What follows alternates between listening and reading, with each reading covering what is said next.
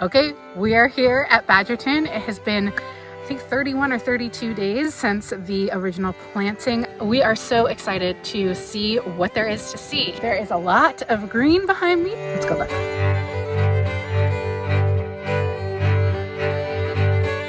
So I will admit, I was feeling a bit anxious on our drive up the night before. July had just been so dry in Wisconsin, and I just wasn't sure what condition we'd find the field. But within minutes of arriving, I had already spotted at least one familiar friend. So these ferny ones in here, these are partridge pea. Okay. So they are some of the ones that come up the fastest. Okay. And they're actually like really great guests because they come to the party early and they're really prolific in the first couple of years, but they just die back naturally and like make room for the other guests. They don't overstay their welcome. So they'll continue to be present, but they won't dominate the way that some species will. So in the background there, you heard my mom.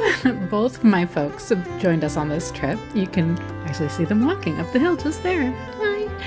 It was so fun showing them all the progress we've been making, and they really got into it. My dad helped me ID plants. We wandered all over the hills using iNaturalist, making friends with the locals, and just seeing what there was to see.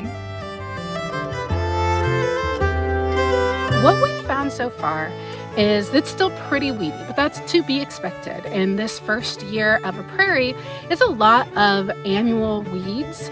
And actually we have quite a few native weeds out here. What we are finding is a lot of rough fruit amaranth, also called water hemp. And it is native, but it is a pretty aggressive annual. It's not great to have in the prairie. It's fine if it's scattered about, but it is starting to form some dense mats. You can see it all the way into the back there. It's interesting because they actually provide cover and help keep the soil in place and moist, and while the prairie plants start to get established. And then what we as stewards do is we come along regularly and mow down the annuals before that they seed. Now, two of the plants that we have seen come up that I know are from our planting is partridge pea and Illinois bundleflower. These are both very important pioneer species in a native planting. One of the first things that they do is start to compete with the weeds, but they are also both nitrogen fixers. They pull nitrogen out of the soil and make it more available to the plants around them. And most plants love nitrogen. It's what's in most over-the-counter fertilizer products. These little guys, they're doing it for free for us.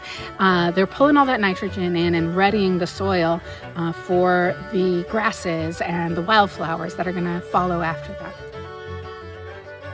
Now, what is great about both the nitrogen fixers and a lot of these annual weeds, even the wild carrot or Queen Anne's lace, which is a European, none of these are particularly aggressive. The amaranth can be, which is one of the reasons why we crop it before it can seed.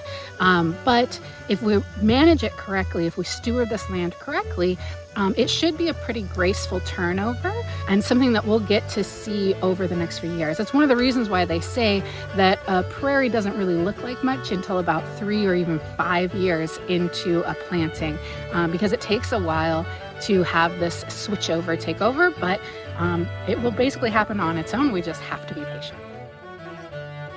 So there you have it, folks. A 30-day-year-old prairie. Still mostly weeds, but the pioneer species are already paving the way for the restoration, and we couldn't be happier with the progress. Be sure to subscribe to follow along as we grow Badgerton Prairie.